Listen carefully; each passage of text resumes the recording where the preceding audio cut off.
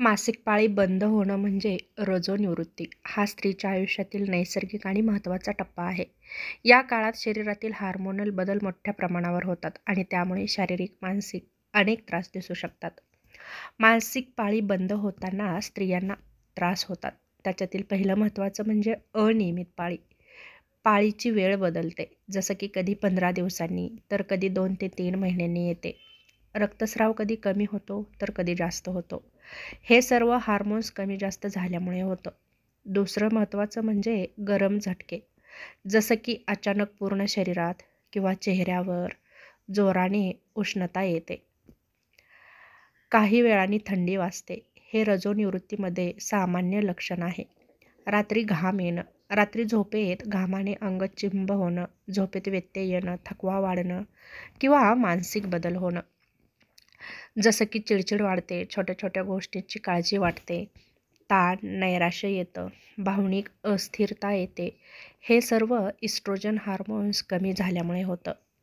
त्याचप्रमाणे झोपेचाही त्रास होतो, जसं की झोप लागत नाही, रात्री वारंवार जाग येते, सकाळी उठल्यावर थकवा जाणवतो, कॅल्शियम कमी होणं, हाडांमध्ये दुखणं, सांधेदुखी किंवा हाडे ठिसूळ होणं यासारख्या समस्या निर्माण होतात. कधीकधी पायामध्ये क्रॅम्प पण येतात. कमरेचा आणि पाठदुखीचा त्रासही होतो. त्याचप्रमाणे योनी मार्गामध्ये कोरडेपणा जाणवतो. इस्ट्रोजन कमी झाल्यामुळे योनी कोरडी पडते, खाज, जळजळ निर्माण होते. त्याचप्रमाणे लैंगिक संबंधात वेदना होतात, लैंगिक इच्छा कमी होते आणि हार्मोन्स कमी झाल्यामुळे हे सर्व बदल होतात. शरीरातील ऊर्जाही कमी होते, वजन वाढतं, पोटाभोवती चरबी वाढते, चयापचय मंदावतं, त्वचा आणि केसांच्या समस्या निर्माण होतात.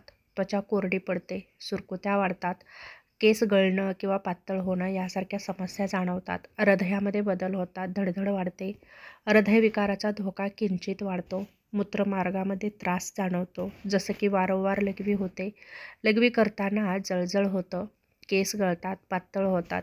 यासारखे बदल स्त्रियांच्या शरीरामध्ये अचानक होऊ लागतात. त्यामुळे त्यांची चिडचिडही वाढते, कुठे मनही लागत नाही आणि भावनिक अस्थिरता एक प्रकारे त्यांच्यामध्ये निर्माण होते.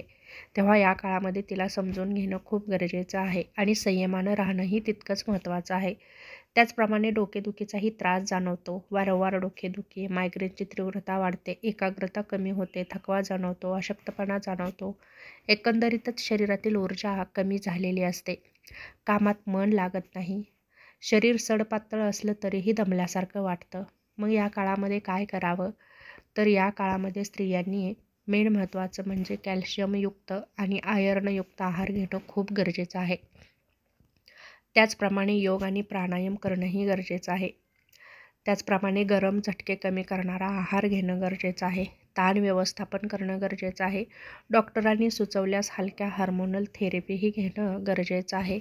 या सगळ्या गोष्टी जर तुम्ही केल्या तर थोडासा त्रासही कमी होऊ शकतो. परंतु या काळामध्ये स्त्रियांनी संयमी वृत्ती ठेवून शांतपणे काही गोष्टी सहन करणं गरजेचं आहे, कारण तो काळच असतो आपल्या शरीरामध्ये बदल होण्याचा.